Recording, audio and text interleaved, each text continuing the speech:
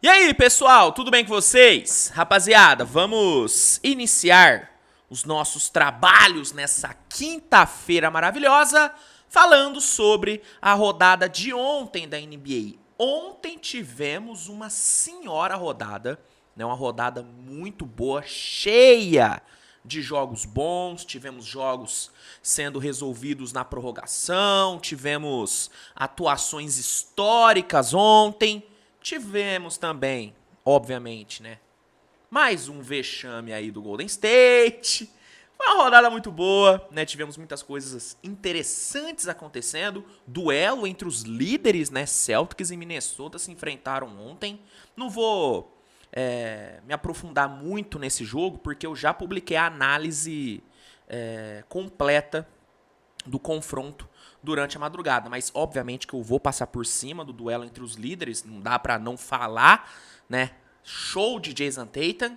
Então tem muita coisa pra gente falar nesse vídeo, por isso que eu só vou pedir pra você deixar o like, se inscrever no canal, e eu já vou começar falando sobre Sacramento Kings e Charlotte Hornets. Brincadeira, né? Eu começo fazendo mó propaganda da rodada e abro falando sobre Kings e Hornets. Mas assim, foi um dos poucos jogos desinteressantes da rodada de ontem. Foi um dos poucos, né? O Kings venceu sem dificuldades o Charlotte Hornets por 123-98. Novamente, o Domantas Sabonis foi o grande destaque do Kings, 24 pontos e 10 rebotes para ele. Foi o 20º duplo-duplo seguido do Domantas Sabonis. Segue vivendo um momento muito bom. Além dele, vale o destaque para o Keegan Murray, que marcou 25 pontos.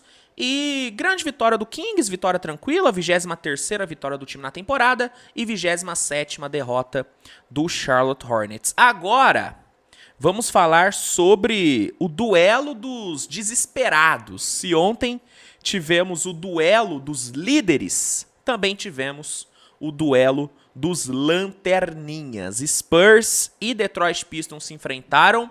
E esse jogo acabou se tornando um jogo interessante por conta do Wembanyama, né? Ontem o Wembanyama atingiu uma marca histórica na sua carreira, né? Conseguiu seu primeiro triple-double e se tornou o jogador mais jovem da história do San Antonio Spurs a conseguir um triple-double, além de algumas outras marcas que eu vou falar aqui. Sobre o jogo em si, foi um jogo muito fácil, um jogo muito tranquilo para o Spurs. Ali no meio do terceiro quarto, o jogo já estava resolvido, 130-108 foi o placar final, sexta vitória do Spurs e derrota de número 35 do Detroit, hein? 35 derrotas já em Pistons. Vai bater logo 40, hein? Vai bater logo 40. Pistons é isso aí, gente. Sem o Cade Cunningham ainda, é um time muito frágil. E eu repito o que eu falei há poucos dias atrás. Estamos caminhando a passos largos de ver a pior campanha da história da NBA. O Pistons, pelo menos é a minha aposta, né? Vai terminar a temporada como o dono da pior campanha da história. Por quê? Porque é um dos piores times que eu já vi na minha vida. É surreal a ruindade desse Detroit Pistons. E ontem, de novo, vimos uma atuação patética de um time que nessa temporada é patético. O Pistons tem uma história maravilhosa, é um dos times com o background mais legal da NBA, né? Eu adoro a história do Pistons, eu adoro, né, ver tudo relacionado aos Bad Boys de Detroit. Foi uma fase que marcou realmente a NBA e os esportes americanos em si, só que o momento do Pistons é patético. Então, pra mim, o Pistons vai terminar a temporada com a pior campanha e ontem colocou aí mais uma derrota na conta. Agora, falando mais sobre esse triple-double do Wembanyama. Foram 16 pontos, 12 rebotes e 10 assistências para o Wembanyama. Ontem vimos uma versão playmaker do Wembanyama que ainda não havíamos visto na temporada, né? Ontem vimos o Wembanyama passando muito bem a bola, controlando o ataque do Spurs, distribuindo, né, alguns passes a lá Haliburton, né, uns passes bem pornográficos ali, né, teve um passe que ele conectou, né, de ponta a ponta, meio que um passe de quarterback, foi uma coisa linda de se ver. Então, ontem vimos uma versão que ainda não havíamos visto do Wembanyama, e com esses números, né, ele anotou, como eu disse, seu primeiro triple-double na carreira, se tornou o jogador mais jovem da história do San Antonio Spurs a anotar um triple-double, e outra, ele se tornou o jogador mais jovem da história da NBA a conseguir um triple-double sem nenhum turnover, né, sem cometer nenhum turnover, e o segundo a conseguir um triplo-duplo em menos de 22 minutos. Né? Ele precisou de apenas 21 minutos para conseguir um triplo-duplo. Né? Então, uma marca aí muito expressiva e jogo maravilhoso. Né? Acredito que esse foi o primeiro de muitos triple-doubles da carreira do Wembanyama. E eu espero ver mais essa versão playmaker do Wemby nos próximos jogos. Né? Tomara que o Popovich deixe, né, o Wembanyama mostrar mais esse seu lado playmaker. Bom, seguindo o vídeo, vamos falar agora sobre a vitória do Pacers em cima do Wizards. No primeiro jogo, sem Haliburton, né, o Pacers teve uma certa dificuldade, mas conseguiu vencer por 112-104. Né? Apesar do Pacers não ter tido um volume tão bom assim no ataque, não ter metido 140 pontos, como costuma, né, marcar com o Haliburton, o Pacers ontem fez um jogo coeso. Né? Teve muita dificuldade, porque tem uma defesa muito ruim, mas conseguiu ter um jogo coeso no ataque. Né? O coletivo acabou aparecendo, tanto que o Pacers terminou tendo 7 jogadores passando dos 10 pontos, sendo 4 titulares. Então, o coletivo fez a diferença e o Pacers chegou à sua 22ª vitória na temporada e o Wizards chegou à sua derrota de número 31. Um ajuste que eu acho que o Rick Carlisle pode fazer, e eu falo isso tendo total noção de que, em comparação ao Rick Carlisle, eu sou um ignorante total da bola, tá? Quem sou eu para dar dica pro Rick Carlisle, pelo amor de Deus? Mas é só uma observação minha. Uma correção que eu acho que poderia, né, um ajuste que eu acho que poderia ser feito na rotação aí do Indiana para esse período sem o Haliburton é colocar o TJ McConnell como titular. Né, ontem o Carlisle ele optou por começar com o Nembhard, que é um bom jogador, né, um jogador muito bom, inclusive, mas eu acho que para esse momento, sem o Haliburton, a experiência do McConnell ali no time titular pode acabar fazendo a diferença, pode acabar sendo uma boa. Então, e de novo, né, tendo total noção de que eu não sei nada de basquete em comparação ao Rick Carlisle, né, que eu sou um total ignorante em comparação a ele, eu acho que esse é um ajuste que poderia ser feito. Mas aí é só uma visão minha. Quem sou eu para dar dica, para, né, questionar as decisões do Carlisle, que é um dos grandes treinadores aí da história da NBA. Seguindo, vamos falar agora sobre um dos melhores jogos que tivemos ontem, que foi Atlanta Hawks e Philadelphia 76ers. Né? O Philadelphia não teve o Joel Embiid, né? De novo o Embiid aí ficou de fora. O Embiid, inclusive, rapaziada, se ele, né, continuar desfalcando aí o Philadelphia, se ele continuar perdendo muitos jogos aí, ele pode acabar não sendo elegível para o prêmio de MVP, tá? Eu acho que se ele perder mais 9 ou 8 jogos, ele não vai poder receber votos para MVP. Então, acho que é bom o Embiid se recuperar logo, porque a temporada dele é uma temporada de MVP e eu tenho certeza que ele vai ficar bem chateado se ele não poder mais ser elegível. Então, é bom o Embiid voltar logo. O Philadelphia não teve o Embiid, mas mesmo assim conseguiu fazer um grande jogo, mas no fim perdeu, né? Fez um bom jogo, mas foi derrotado pelo Atlanta Hawks por 139-132. Deixa eu contar um pouquinho da história desse jogo para vocês. O jogo começou com o Hawks melhor, né? O Atlanta se aproveitou da ausência do Embiid e teve uma boa produção ali por dentro, principalmente com o Onyeka Okongwu. Ele foi muito acionado ali no garrafão, só que o Philadelphia conseguiu se manter próximo ali no placar, muito por conta do bom volume do Maxey e do DeAndre Melton, né? Os dois espaçaram bem a quadra ali no primeiro quarto e conseguiram manter o Philadelphia próximo ao placar, mas o primeiro quarto terminou com o Hawks vencendo por 3. No segundo quarto, tivemos um jogo bem equilibrado, só que o Tobias e o Marcus Morris apareceram super bem, né? Os dois fizeram um bom trabalho espaçando a quadra ali do Philadelphia e com um excelente ritmo ali no finalzinho do primeiro tempo, o Sixers conseguiu ir para o intervalo vencendo por 64-61. No terceiro quarto, vimos um Trae Young assumindo o ataque do Hawks, né? O Trae Young começou a se soltar, né? Ele assumiu ali o protagonismo do ataque, só que do outro lado, o Maxey e o Tobias foram muito bem, foram muito eficientes no perímetro e sustentaram ali os 3 pontos de vantagem do Sixers. E aí, chegamos no quarto período. O Trae Young e o Bogdanovic foram muito bem no quarto período, né? Os dois tiveram um volume muito bom e eles fizeram o Atlanta abrir 2 posses de vantagem. E o jogo, cara, tava bem encaminhado assim pro Hawks, né? Depois que o Hawks abriu essas 2 posses, a sensação era de que o Atlanta iria ganhar. Só que aí Maxey e Tobias voltaram a aparecer, né? Os dois marcaram 12 pontos em cerca de 1 minuto e colocaram Philadelphia 4 pontos na frente, faltando poucos segundos para o jogo terminar. O Jalen Johnson matou uma bolaça de 3 e cortou a diferença para 1.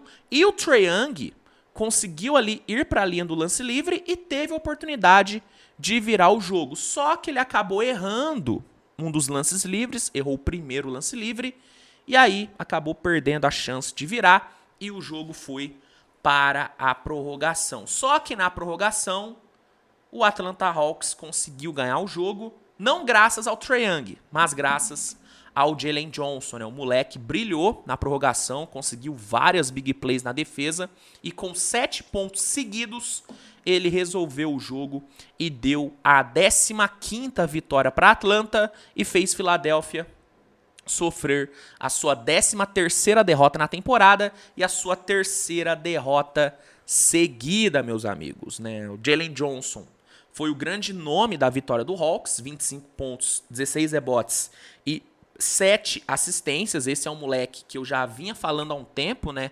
Que tinha tudo para explodir nessa temporada e não deu outra, né? O Jalen Johnson tá jogando muito bem. É uma das poucas coisas positivas do Atlanta nessa temporada, né? Um dos poucos jogadores que tem mantido uma boa consistência. Então, jogou demais. Adoro o Jalen Johnson, um jogador que eu sou fã.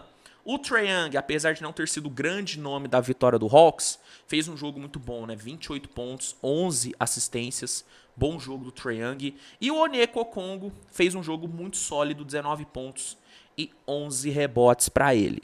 São esses jogos, cara, que me fazem ainda acreditar no Atlanta.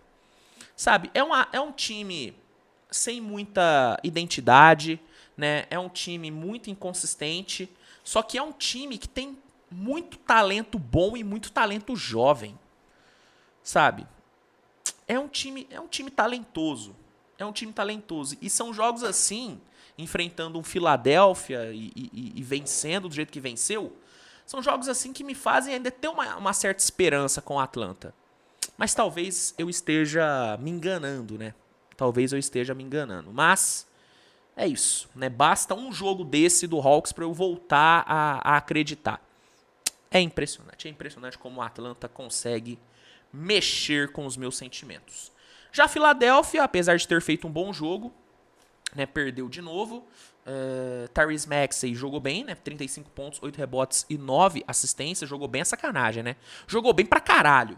Mas, realmente, o Philadelphia é um time que sente falta do Embiid. Eu não digo que o Philadelphia é 100% dependente do Joel Embiid. Não, porque tem um bom treinador, tem outros jogadores ali que entregam boas atuações e tudo. Só que é muito nítida a diferença que faz quando o Sixers tem um Embiid, né? É outra coisa, principalmente na parte defensiva.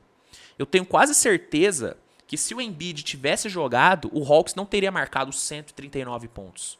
Né? Porque o Embiid, ele realmente é uma força ali no garrafão, é uma força ali na defesa. Então, faz falta, e essas 3 derrotas seguidas, elas refletem muito isso, né? Que o Philadelphia não é dependente, mas é um time que sente muita falta do Joel Embiid, que, pô, é um dos melhores jogadores da temporada, né? Então, é até justificável, né, o Philadelphia sentir falta do cara. Bom, seguindo, vamos falar sobre mais um jogaço que tivemos ontem entre Oklahoma City Thunder e Miami Heat, né? Jogando fora de casa, o Oklahoma conseguiu uma grande vitória em cima do Miami por 128-120. Vamos lá. O Miami, de novo, lidou com desfalques, de novo não teve o Jimmy Butler, mas na boa, cara, eu acho que o Miami já até se acostumou já a jogar sem o Jimmy Butler, então por isso que às vezes eu nem comento que o Jimmy Butler não jogou, porque já virou algo normal pro Miami Heat não ter o Jimmy Butler, né? Mas vamos lá, né? O jogo começou bem equilibrado, né? O Miami tentou ali se impor no começo da partida, principalmente com o Bam Adebayo ali no garrafão. O Adebayo teve uma boa produção ali no garrafão, só que o Thunder conseguiu ter resposta para o Miami, né? O Thunder conseguiu ser bem produtivo ali no ataque, principalmente com o Jalen Williams e com o Shai, os dois foram muito bem. Só que o Miami, por ter feito um primeiro quarto um pouquinho melhor, conseguiu vencer a parcial por 33-29. No segundo quarto, o Miami começou bem, muito por conta do banco, né? O banco do Miami entrou bem pra caramba, principalmente o Kevin Love. O Kevin Love começou bem pra caramba no segundo quarto. E o Miami conseguiu ali abrir uma certa vantagem. Só que com os titulares de volta, o Thunder cresceu, né? O Thunder cresceu no jogo quando os titulares voltaram. O Chet conseguiu ter mais espaço no ataque e conseguiu ter um impacto um pouquinho maior também na defesa. E o Thunder conseguiu empatar a parcial, né?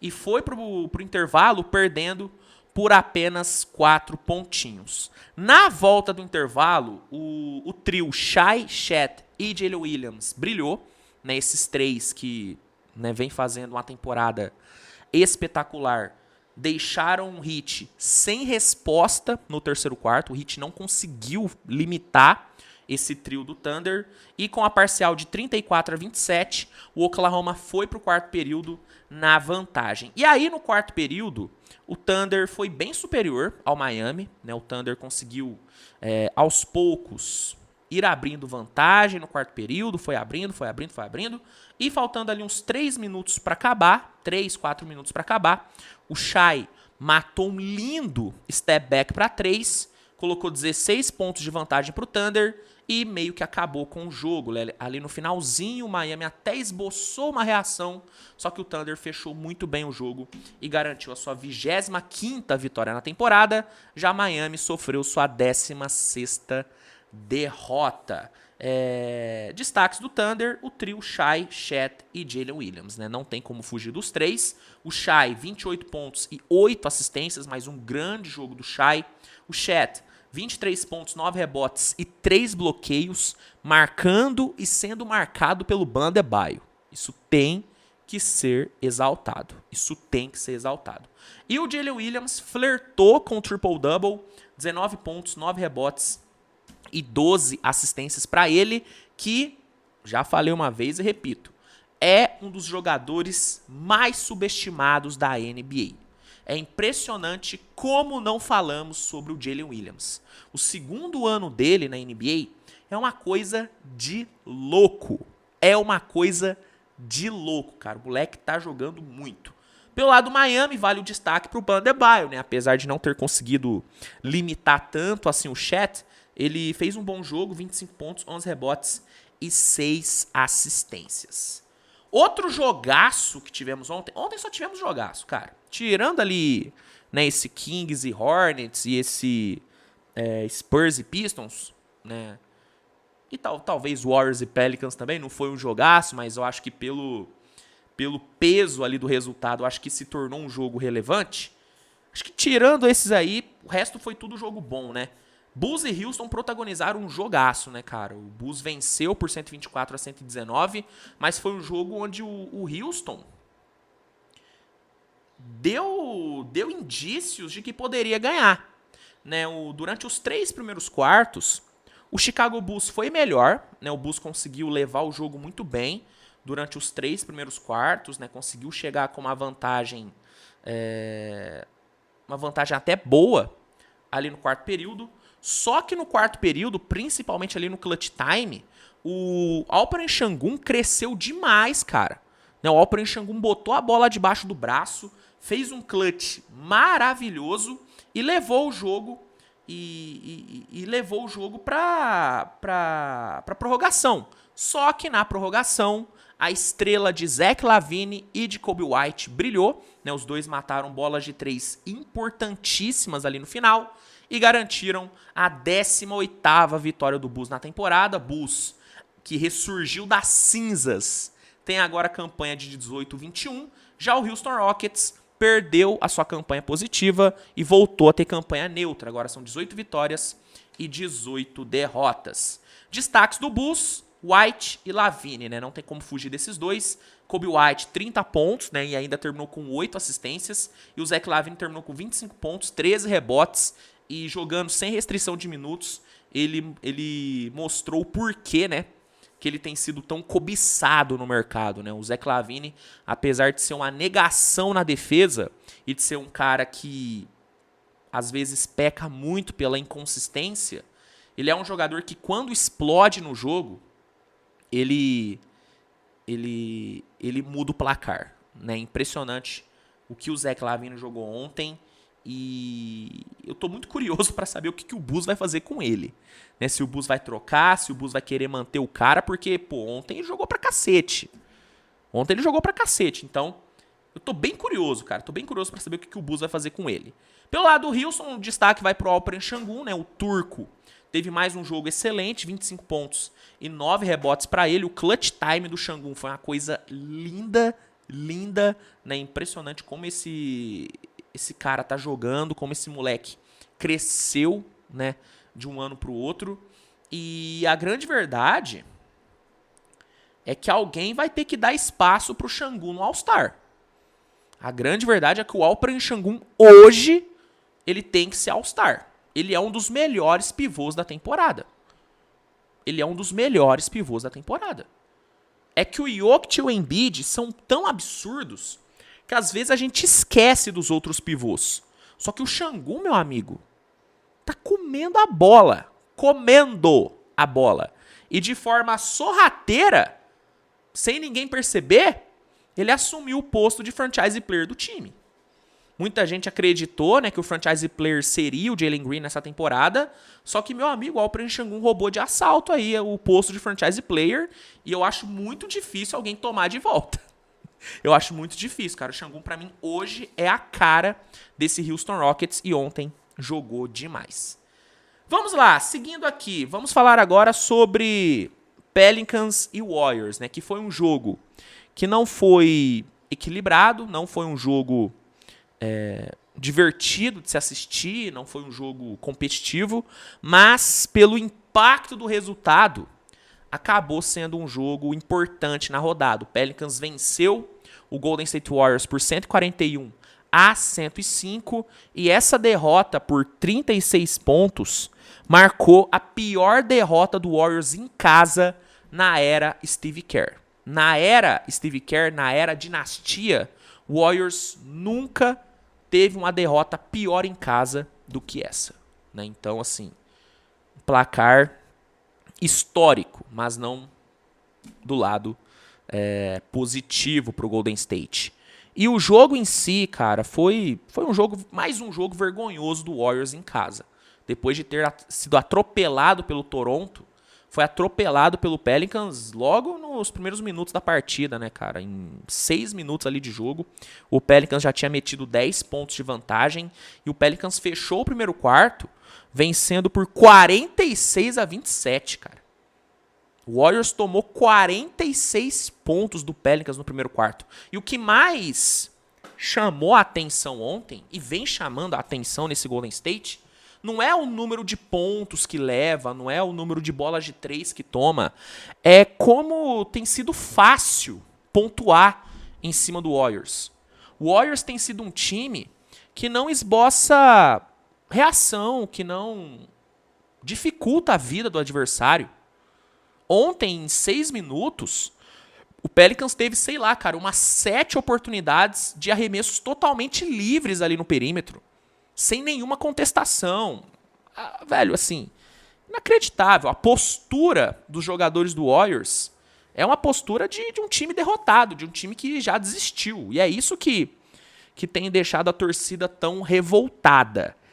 E aí, tomou 46 pontos no primeiro quarto. No segundo quarto, o Warriors até esboçou uma reação, conseguiu cortar a diferença para 13. Só que já no terceiro quarto, o Pelicans abriu 22. E em 2 minutos ali no quarto período, o time botou 30 de vantagem e acabou com o jogo, né? O Warriors fechou o jogo ali com os reservas. O Gui Santos jogou ontem, né? Uma coisa boa ali no Warriors foi o Gui Santos ter jogado. Não jogou bem, mas ele teve ali os seus minutinhos.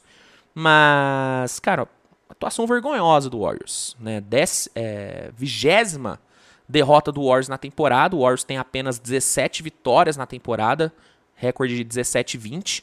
O time hoje é o 12º na Conferência Oeste. E a perspectiva para esse Warriors não é nada boa. Eu pretendo hoje lançar um vídeo falando um pouquinho mais sobre essa situação do Golden State, repercutindo o que o Curry, o que o Kerr e o próprio Klay Thompson falaram depois da derrota. Mas já vou adiantar, viu? A declaração do Klay Thompson, quando ele foi perguntado sobre as vaias, porque o Warriors foi vaiado em casa, de novo. De novo, a torcida vaiou e deixou o ginásio mais cedo. Isso já havia acontecido, né, contra o Toronto e voltou a acontecer ontem. E o Klay Thompson ele foi perguntado sobre isso e meio que ele falou, tô nem aí pra isso. Você acha que isso vai tirar meu sono? O cara meteu essa, depois de uma derrota humilhante em casa. Sabe? O Klay Thompson tá de sacanagem. Mas eu vou falar mais sobre isso no vídeo que vai sair mais tarde. Mas assim, a perspectiva não é nada boa. E um número que chama a atenção é que nos últimos 7 jogos do Warriors em casa, o time só ganhou do Pistons e do Orlando Magic na sofrência. Na sofrência, velho. Então, diferente da temporada passada, onde o Warriors era um time inconsistente, mas que pelo menos vencia em casa, nessa temporada nem em casa o time tá ganhando. Então, é uma situação horrível e eu entendo totalmente o torcedor vaiar. Porque eu repito, cara, se o Warriors estivesse perdendo, mas, sabe, dando a vida, dando a raça, mostrando vontade, beleza. Só que, cara, ontem o Warriors perdeu só olhando o Pelicans jogar. Os jogadores, assim, depois do primeiro quarto, os caras já tinham desistido do jogo. O Steve Kerr, ele foi muito bem. E olha, eu queimando pauta de novo, né? Falei que ia falar sobre isso só num vídeo mais tarde, mas vou queimar pauta. O Steve Kerr, ele falou, cara, é um time sem espírito, é um time sem alma. E o Warriors é isso mesmo, cara. É um time sem alma. Um time que não tem vontade. Isso que deixa o torcedor puto. É isso que deixa o torcedor puto. Eu tenho certeza. Não sou torcedor, mas eu tomo as dores do torcedor. Tanto que muita gente, às vezes, acha que eu sou torcedor do Warriors, torcedor do Lakers, torcedor do Celtics, quando, na verdade, eu sou um humilde torcedor do Thunder. Só que eu compro as dores do torcedor. E eu fico muito feliz quando as pessoas acham que eu torço para algum outro time, porque mostra que eu tô conseguindo ter essa empatia, ou pelo menos transparecer essa empatia. E eu tenho empatia com os torcedores. E eu tenho certeza que é isso que deixa o torcedor do Warriors puto. É a falta de vontade, é a falta de querência. É isso. Sobre o Pelicans, que foi o vencedor do jogo, e óbvio que eu tenho que dar total atenção e mérito ao Pelicans, uma vitória esmagadora, mais uma grande vitória do Pelicans jogando na Califórnia, né? O Pelicans recentemente amassou o Kings e ontem amassou o Golden State.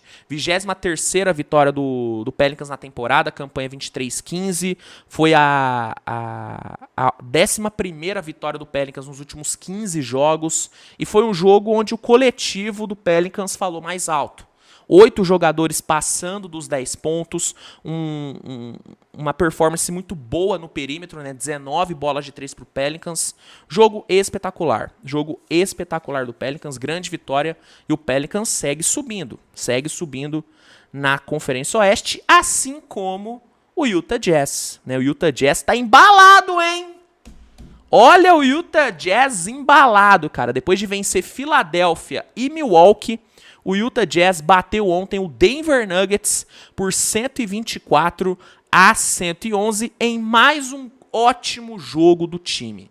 Né, o Jazz ontem jogou muito bem, conseguiu ter um desempenho muito bom coletivo. Obviamente que teve ali os seus destaques individuais, Lauri Markkanen 26 pontos e o Jordan Clarkson com 27 foram os destaques individuais do time, só que o Colin Sexton, por exemplo, jogou pra cacete. O sistema defensivo ontem do Jazz fez um bom trabalho e o ataque fluiu super bem.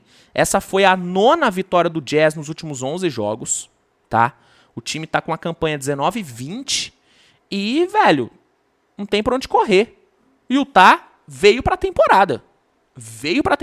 Entrou na disputa por pós-temporada e temos que respeitar o Utah Jazz. Temos que respeitar muito o senhor Utah Jazz, que tá numa crescente absurda. Já o Denver, não foi um bom jogo do Denver, né? Apesar do Jokic ter tido bons números, não foi um jogo muito bom do Denver, mas também não foi uma tragédia, né? Motivo pra...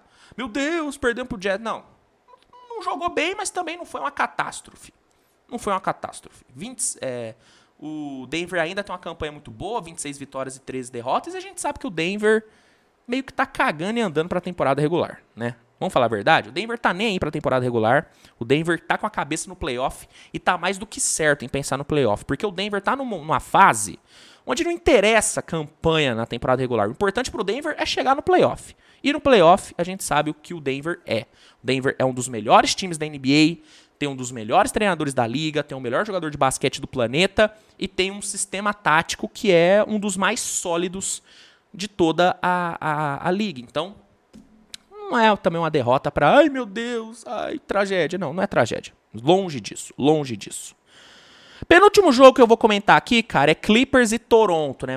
O Toronto ontem fez um grande jogo contra o Clippers, de novo, né? Jogou muito bem em Los Angeles, jogou bem contra o Lakers e ontem jogou bem contra o Clippers, só que assim como aconteceu contra o Lakers, ontem acabou perdendo. Jogou bem, mas perdeu 126-120, né? Foi mais um jogo onde o Clippers mostrou a sua força, mostrou por que tem a melhor campanha da NBA desde dezembro.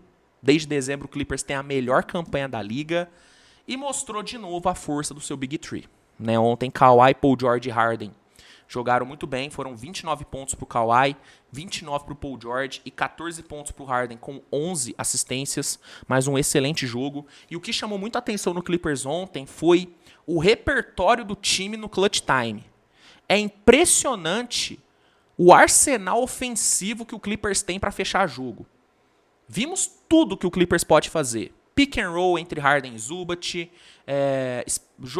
jogadas individuais de Paul George e Kawhi, small ball ali, né, todo mundo espaçando e com diferentes jogadores criando ali situações para os arremessadores.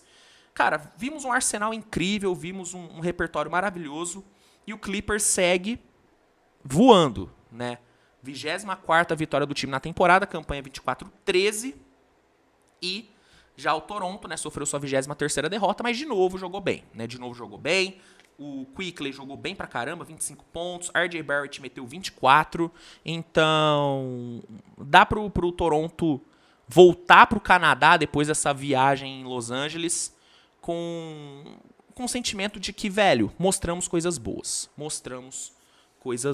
E pra fechar o vídeo, vou só aqui passar pelo duelo entre os líderes, né? Celtics e Minnesota se enfrentaram ontem e os dois times protagonizaram um jogo espetacular, né? Um jogo muito equilibrado que no fim foi decidido pelo Jason Tatum, né? O Tatum teve um overtime excelente, né? Marcou 12 pontos na prorrogação e foi muito por conta dele que o jogo foi para prorrogação, porque o Minnesota chegou ali nos últimos 6 minutos do quarto período com um jogo muito bem controlado.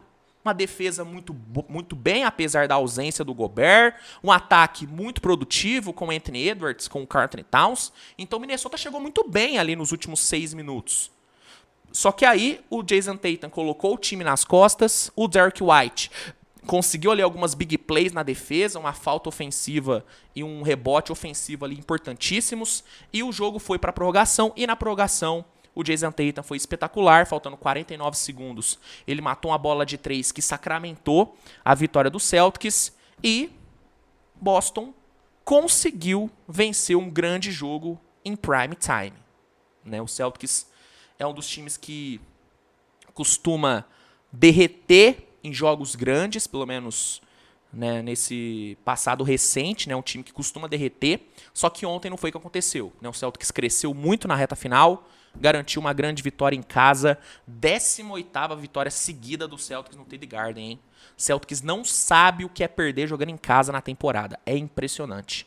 29ª vitória do Celtics, 11ª derrota do Minnesota, que teve um Anthony Edwards brilhando com 29 pontos, só que acabou não sendo suficiente para bater o Celtics, que teve, além de um Jason Tatum destruindo com 45 pontos no jogo, teve também o Jaylen Brown com 35 pontos. E detalhe, Celtics sem Porzingis, hein? Celtics não teve Kristaps Porzingis. Então é isso, gente. Era isso que eu tinha para falar sobre os jogos de ontem. Muito jogo, por isso que o vídeo ficou longo e por isso que demorou para sair o resumo hoje, porque eu gosto de assistir pelo menos o condensado de cada jogo para poder opinar, para poder comentar com um pouquinho mais de propriedade. Então peço desculpas pela demora, mas eu não gosto de comentar jogo só pelo box score. Sinceramente, eu não gosto. Então é isso, espero que você tenha gostado. Não se esqueça de avaliar o vídeo com seu like, não se esqueça de se inscrever no canal, que é muito importante. Compartilha com a galera e dá uma olhadinha no primeiro comentário fixado, que vai ter um link que vai te oferecer o NBA League Pass com desconto e com um período de teste grátis, cara. O League Pass é a melhor plataforma de streaming de jogos da liga. Por lá você tem acesso a todos os jogos da temporada ao vivo, e utilizando o link que eu vou deixar no primeiro comentário fixado, você consegue, além de um desconto, um período de teste totalmente gratuito. Então fica aí a recomendação. E é isso, nos vemos mais tarde com mais conteúdo. Grande abraço e tchau, tchau.